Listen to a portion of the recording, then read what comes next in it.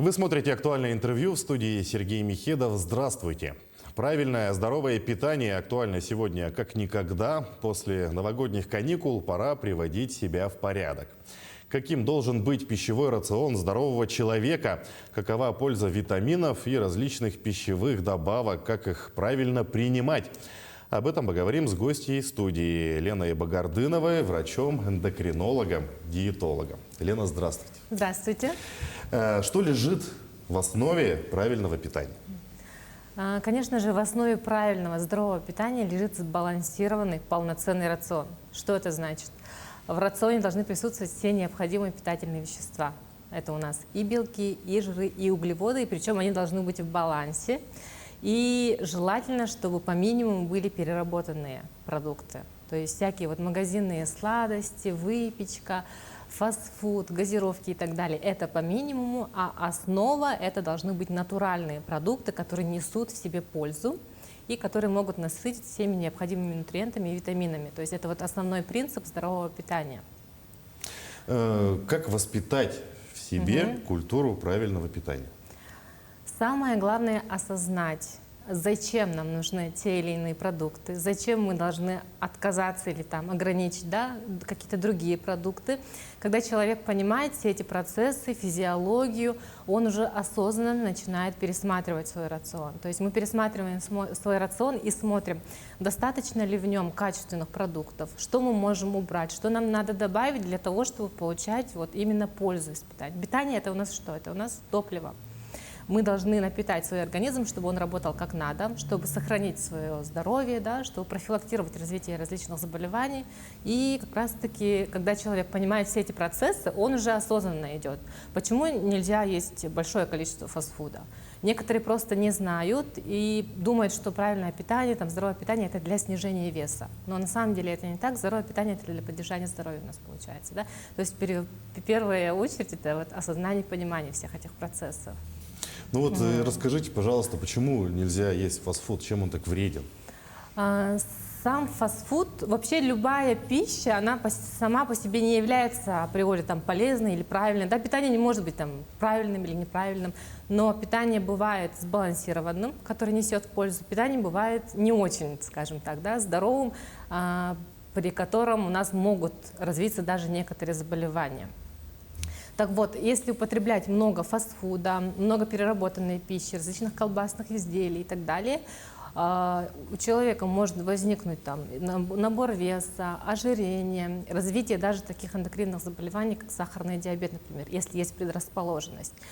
И, соответственно, ухудшается качество жизни, ухудшается самочувствие, возникают различные дефицитные состояния, потому что здоровых продуктов он не получает, все это заменяется, например, фастфудом, а он пустой, этот фастфуд. Там очень много калорий, очень много трансжиров, сахара, но при этом никакой пользы он организму не несет.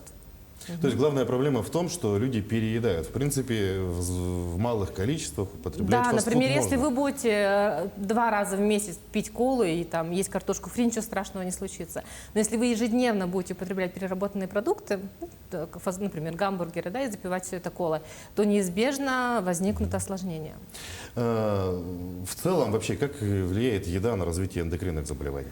Как я уже озвучила, сама по себе еда, в принципе, она не может вызвать какие-то заболевания, тем более эндокринные. Но у людей предрасположенных, например, если наследственно, у родителей, у родных, у бабушек, дедушек были какие-то заболевания, например, сахарный диабет 2 типа, это наследуется, и такой человек должен уже осторожно следить за своим питанием, потому что есть большой риск развития данных заболеваний, если он будет мало двигаться, если он будет употреблять большое количество быстрых углеводов, сладкого, мучного и так далее.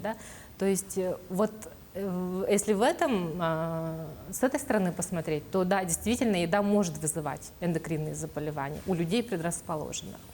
И, соответственно, такие продукты мы должны ограничивать, то есть съедать по минимуму, чтобы чисто для удовольствия оставить в рационе, и все остальное должно быть уже натуральный продукт. А как человек может самостоятельно понять, что у него уже развиваются эндокринные заболевания, то есть какие симптомы у этих заболеваний, например, у диабета 2 типа? У диабета 2 типа может быть изменение веса, или набрал вес, или наоборот снизился резко, вес. Получается? Без каких-то причин, без изменения какого-то образа жизни. В принципе, это касается и других заболеваний тоже, например, заболеваний щитовидной железы. Начинается, кожа может стать сухой, зуд появляется, сухость во рту, постоянная жажда, человек постоянно хочет пить, при этом часто ходит в туалет, да, просыпается ночью, холодный пот, там различные, ну, вот такое изменение состояния, чрезмерная потливость, сердцебиение, изменения вот, качества сна и так далее. Все это может указывать, что начинаются какие-то эндокринные проблемы. Сначала, конечно же, скорее всего, к терапевту он обратится, и потом уже терапевт посмотрит первичные анализы основные и направит при необходимости к эндокринологу. Перейдем к непосредственной пользе. Каким должен быть рацион на каждый день у человека, который следит за фигурой и хочет быть здоровым? Ага. Так, самое главное, как я уже озвучила, он должен быть полноценным. Что это значит? Значит, должны присутствовать определенные группы продуктов. Ну, начнем мы с белковых. Белковые продукты это у нас, ну, бывают животные белки, да, бывают растительные белки. Животные это у нас мясо красное, птица, ну, любая птица. Это у нас рыба. Что у нас еще? Яйцо, например, да, животные белки. Есть растительные источники, это в основном бобовые, различные крупы, соевые продукты. И что? Ну, примерно, да, так. Мы белки должны получать именно вот из этих, не только из животных источников, да, растительные источники да, растительные тоже быть. должны быть обязательно. Дальше у нас пойдут углеводы, зерновые продукты, это у нас крупы различные, некоторые бобовые сюда можно отнести, макароны различные, да, лапша, картофель, хлеб, хлебобулочные изделия, цельнозерновые продукты. Все это является основой рациона, то есть углеводы для нас, они дают энергию. Энергия, движение, чтобы, ну, как бы мозг работал и так далее, да. Вот. И вот это основа рациона. Дальше у нас идет жиры, тоже обязательный компонент нашего питания. Жиры тоже бывают растительных источников и животных. Животные это у нас, ну, жирность мяса, молочных продуктов. А растительные это у нас нерафинированные, ну, качественные масла, растительные нерафинированные, холодного отжима, например, да. Сюда же мы относим жир рыбы, потому что она богата омега-3 ненасыщенными жирными кислотами, и также орехи, семена и так далее. То есть вот эти ненасыщенные жиры, они должны преобладать, где-то 60-70% рациона, да, в рационе именно, ну, жиров должно быть, и чуть поменьше уже животных жиров. Дальше у нас пойдет клетчатка. Клетчатка для чего нужна? Она является балластным веществом, необходимо для того, чтобы кишечник, ну, ЖКТ у нас, желудочно-кишечный тракт, работал как надо.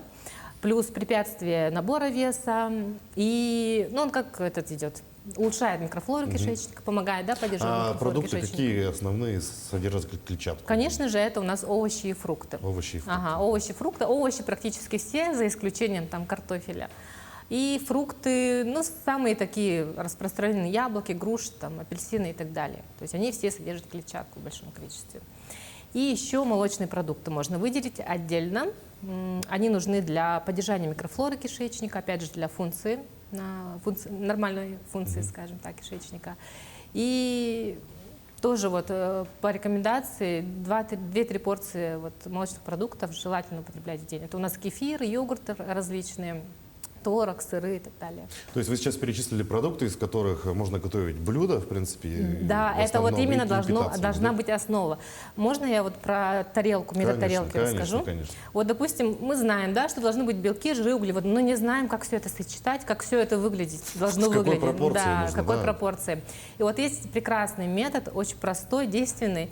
Берете тарелку, ну, где-то диаметром 22-24 сантиметра, в зависимости от, ну, там, дети, мужчина, женщина и так далее, да? Делите ее визуально на части. Половина у нас должна состоять из клетчатки, то, что мы озвучили, да, но преимущественно это овощи. Овощи могут быть в любом виде, или это свежие овощи, или это салат, да, капустный обычный салат, или же это замороженные овощи, типа брокколи, там, фасоль, которые просто отварили, не принципиально. Половина овощей, четверть у нас белки, то есть мы вспоминаем, да, что у нас входит в группу белки, четверть мы кладем вот белки, и четверть у нас будет гарнир. То есть макароны, там, картофель, то есть углеводы, крупы и так далее. То есть очень простой метод, и при этом он сбалансированный, и получаем все необходимые питательные вещества.